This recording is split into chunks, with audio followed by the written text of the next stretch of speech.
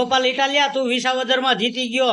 હવે કેજરીવાલ પાસે કોથરા મોટા રૂપિયા મગાય અને રોડ નવા બનાય અને વિકાસ કરવાનું ચાલુ કર વિસાવદરમાં। રિઝલ્ટ આવી જાય પછી બધું હકેલાઈ જવાનું હોય અને જે આ કોમેન્ટો ખરાબ લખે છે એ વિડીયામાં। મિત્રો, આ બાપુએ ગોપાલ ઇટાલિયાનો ખૂબ જ વિરોધ કર્યો હતો। તમને ખબર જ હશે, જ્યારે વિસાવદરમાં ચૂંટણી હાલતી હતી ત્યારે આ બાપુએ વિડીયો વાયરલ કર્યો હતો અને ગોપાલ ઇટાલિયાનો વિરોધ કર્યો હતો કે ગોપાલ ઇટાલિયા ચૂંટણી નહીં જીતે, કે વિસાવદરમાં ગોપાલ ઇટાલિયા જીતવાનો જ નથી। આ બાપુએ એવું કીધું હતું અને જો ગોપાલ ઇટાલિયા જીતે તો હું મારી દાઢી અને જટા બંને કપાઈ નાખીશ, એવો ચેલેન્જ કર્યો હતો। અને અત્યારે ગોપાલ ઇટાલિયા જીતી ગયા છે એટલે આ બાપુએ બીજો વિડીયો વાયરલ કર્યો છે।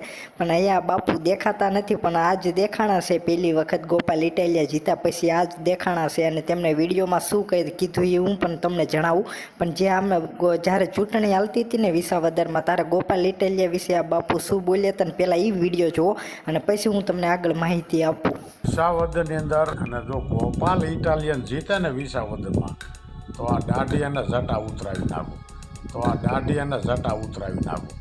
ગોપાલ ઇટાલિયનનું કામ નથી। તો જોયો મિત્રો આ વિડીયો તમે? મિત્રો, આ વિડીયો રહ્યો તે પહેલાંનો છે, એટલે કે જ્યારે ચૂંટણી હાલતી હતી ને વિસાવદરમાં ત્યારે આ બાપુએ આ વિડીયો વાયરલ કર્યો હતો કે ગોપાલ ઇટાલિયા જીતે ને તો જટા અને દાઢી કપાઈ નાખું।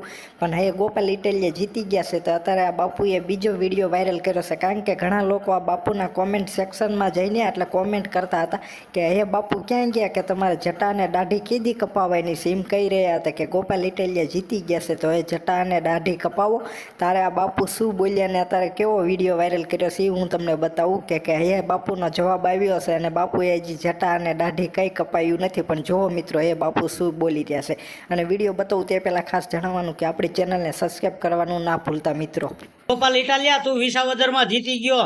હવે કેજરીવાલ પાસે કોથરા મોટા રૂપિયા મગાય અને રોડ નવા બનાય અને વિકાસ કરવાનું ચાલુ કર વિસાવદરમાં।